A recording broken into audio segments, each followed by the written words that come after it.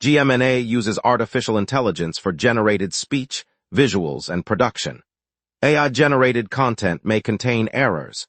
Please verify important information before making decisions or taking action.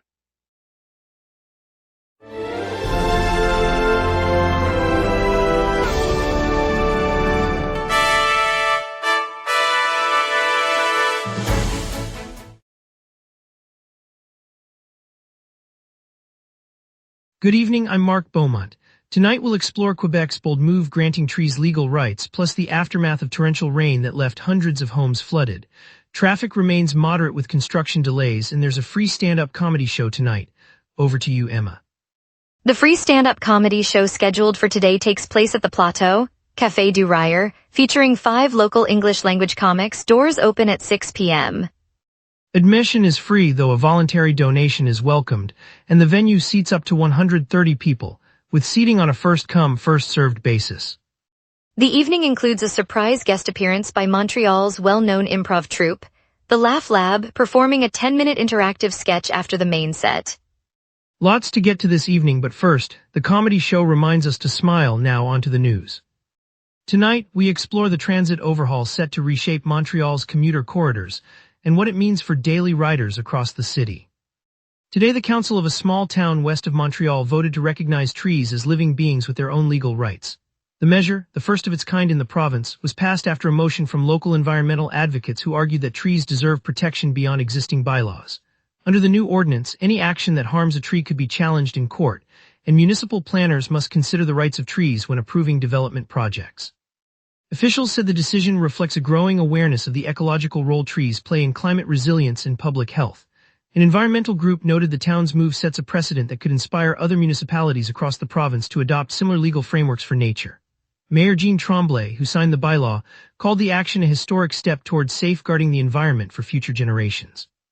Torrential rain hammered the greater Montreal area today, breaching storm drains and submerging several hundred residences. Emergency crews rushed to the most affected neighborhoods, pulling water from basements and helping families secure belongings. Officials said the intensity of the downpour overwhelmed the existing drainage network, turning streets into temporary rivers.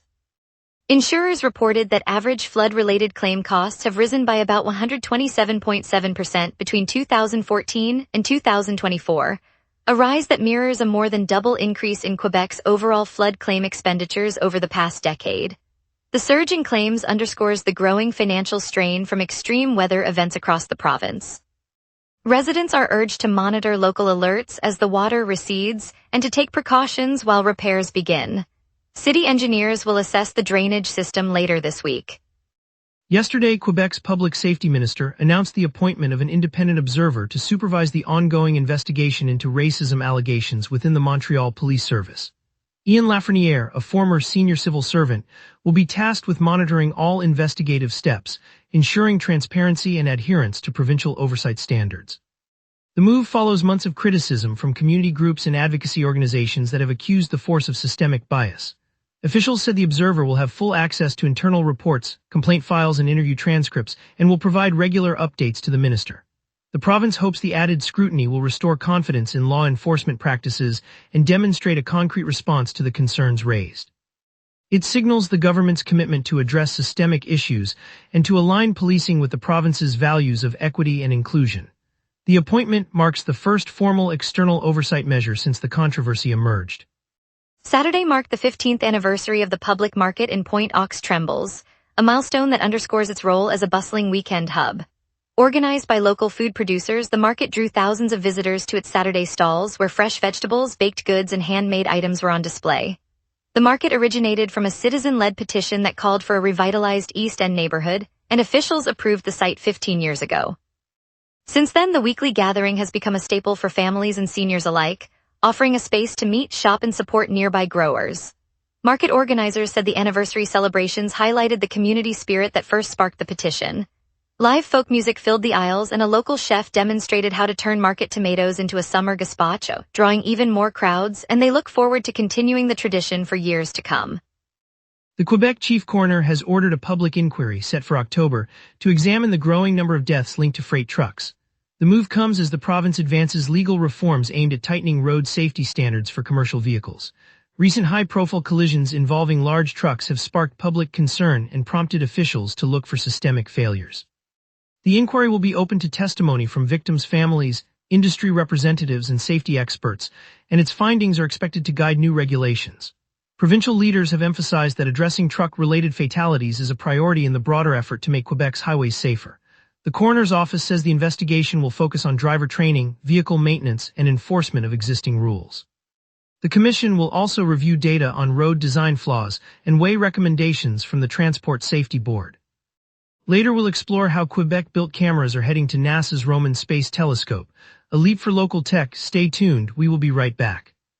If you run a venue, a comedy night, a concert, a fundraiser, you already know the hardest part isn't the show. It's selling the seats. Theaterfiller changes that. In minutes, you're set up with your own ticketing page, QR code delivery, and a door scanner. No technical headaches. No middleman taking a cut of your night. Your event, your tickets, your revenue. Go to theaterfiller.com and fill every seat. Welcome back. I'm glad you stayed with us. Now let's turn to Emma Leclerc for the latest local stories shaping our city tonight. Two Quebec firms are seeing their technology head for the stars as NASA prepares to mount their cameras on the Roman Space Telescope. The instruments, built in Montreal, will join the observatory scheduled for launch later this summer. NASA's Roman Telescope, the agency's next flagship observatory, is designed to probe dark energy and hunt for distant exoplanets. By integrating the Quebec-engineered sensors, scientists hope to sharpen the telescope's view of faint cosmic signals. The collaboration marks a rare instance of Canadian hardware on a major U.S. space mission, and it showcases local engineering talent on a global stage. The cameras are slated for installation on June 21st, positioning Montreal-based teams at the heart of a project that could reshape our understanding of the universe. Residents will see the pride of seeing homegrown tech orbiting far beyond Earth. Firefighters in Montreal North are stepping up public safety outreach after a blaze on June 20th left 2 children with burns. The Service de Sécurité Incendie de Montréal said the incident, which consumed a residential building, prompted immediate action to prevent similar tragedies. Crews will visit schools, community centers, and local gathering spots to demonstrate fire escape plans, proper use of smoke detectors, and safe cooking habits. Materials will include bilingual brochures and hands-on drills aimed at families with young children. Officials emphasize that early detection and clear exit routes can dramatically reduce injury risk. The campaign will run through the summer, with volunteers stationed at neighborhood events to answer questions and distribute safety kits. Residents are encouraged to review their home fire plans and ensure alarms are functional. The department hopes the effort will save lives and keep families safe in the coming months.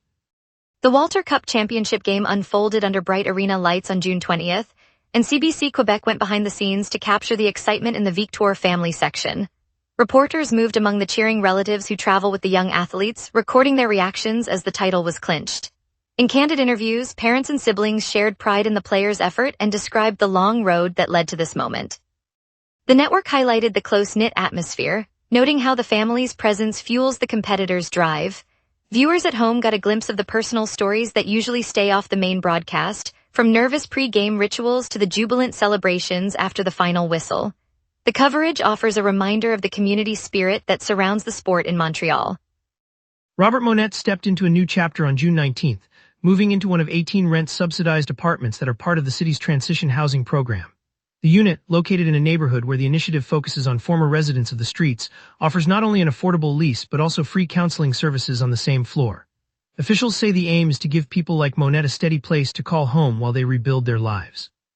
The program pairs each apartment with on-site support staff, ensuring tenants can access help with budgeting, job searches, and health needs without leaving the building. City data shows the effort is designed to turn temporary shelter into permanent stability for those leaving homelessness. Neighbors have noted the quiet atmosphere and the sense of hope it brings to the block. Police have confirmed a theft of surgical equipment from the operating suite at Sacré-Cœur Hospital earlier this month. Investigators say items valued at roughly $40,000 were removed from the sterile area, prompting an immediate inventory review. Hospital administrators alerted staff and patients that the missing supplies could affect the scheduling of non-emergency procedures while replacements are sourced. The incident occurred in May, and security footage is being examined to identify those responsible. Health officials emphasize that essential care will continue, but warn that any delay in acquiring specialized tools may lead to longer wait times for elective surgeries. Families with loved ones awaiting operations were notified of possible rescheduling, and nearby clinics have offered interim support. The hospital is working with law enforcement to recover the assets and reinforce security protocols to prevent future losses. Now let's turn to our meteorologist for tonight's outlook across the island. Tonight's weather wraps up the day with clouds, a hint of rain, and a gentle breeze. On this day, the city once sweltered to a record high of 33.7 degrees in 2020, a brief spike during a lingering heat wave that pushed many into shade. Conversely, the coldest reading fell to 10.4 degrees back in 2014, when an Arctic front slipped unusually far south. Today's climate normals sit around a high of 25 degrees and a low of 15 degrees, so the current 23-degree peak feels comfortably warm compared with those historic extremes. Right now at 6 p.m., Montreal sits at 20 degrees under mostly cloudy skies, humidity holding at 84%, and a gentle 13 km/h breeze from the west. The wind will pick up a touch, reaching a maximum of 24 km/h from the southwest later this evening. Expect the clouds to thicken, and by 7 p.m., heavy rain will move in, bringing a brief but noticeable downpour. The UV index sits at 6, so sunscreen isn't essential after dark. A severe thunderstorm watch is in effect for much of the island and surrounding regions, so keep an eye on any lightning and avoid open fields. That's the evening outlook as we turn to the 5-day outlook. Looking ahead, Monday will start with a cloud-filled sky and a high of 23 degrees, but a 50% chance of rain will keep umbrellas handy. Tuesday brightens nicely, offering a clear sky with a high of 24 degrees, perfect for an evening stroll. Wednesday stays similarly pleasant, mainly clear with the same 24-degree high and a comfortable 15-degree low. Thursday brings another overcast stretch and a strong 70% rain probability, with temperatures holding at 24 degrees and a low of 17 degrees. Finally, Friday eases into light rain, a high of 22 degrees and a low of 17 degrees, rounding out a week of mixed moisture and mild warmth. Construction delays keep traffic sluggish. The Roses face Calgary Wild FC tonight, and a free comedy show hits the city. We will be right back. If you run a venue, a comedy night, a concert, a fundraiser, you already know the hardest part isn't the show. It's selling the seats. Theaterfiller changes that. In minutes, you're set up with your own ticketing page, QR code delivery, and a door scanner. No technical headaches. No middleman taking a cut of your night. Your event, your tickets, your revenue. Go to theaterfiller.com and fill every seat. Ponte L'Isle aux Tourtes is the biggest holdup right now, with a major hindrance that adds 15 to 20 minutes to crossing traffic. If you're wondering whether to stay on the island or head south, the bridge delay makes the southern bypass a safer bet. Drivers heading east from the island should expect lane reductions and use the St. Laurent bypass if possible. The DKRE interchange also runs slow, especially the 40 eastbound to 15 south movement at exit 66. Expect a similar delay there. On the west side, the Laurentides interchange remains congested, so commuters from the northwest should consider the Henry Bourassa corridor as an alternative. Minor slowdowns remain on the Metropolitan near Lacordaire and on DKRE between Shair-Brook and Queen Mary. The Victoria Bridge still sees lane closures on both sides, adding a few minutes to any crossing. Other routes like Champlain are clear. No transit strikes or service cuts this afternoon, so metro and bus lines run on schedule. Mark Beaumont, the day's headline is Schubert's at the Maison Symphonique, a classical concert featuring world-renowned pianists interpreting Schubert's intimate sonatas, a sophisticated evening for music lovers.